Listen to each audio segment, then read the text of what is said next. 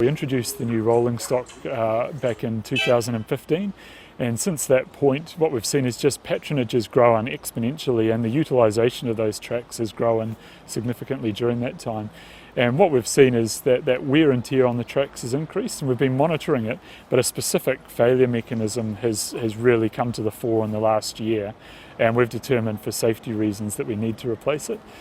We need to learn exactly why that happened, and we've got quite a robust process around that, and we'll be able to give, not only will Auckland have the network that it deserves, I think, at the end of this work, but we'll have the maintenance regimes that will ensure it doesn't happen again.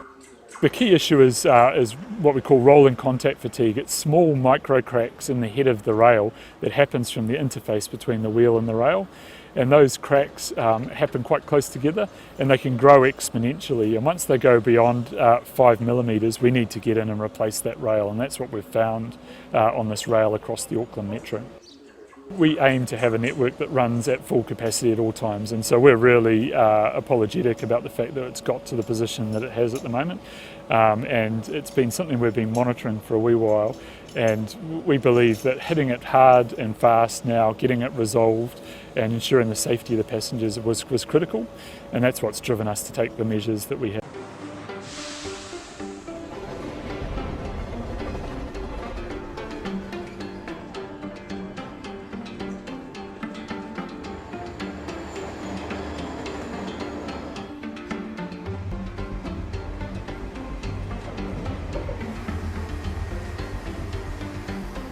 What you can see behind me is a rail grinder. What it does is actually takes the metal off the rail and smooths out the rail, which actually provide smoother rides for passengers and increase the life of our asset. Job is pretty big. We are trying to wind 20 kilometers track.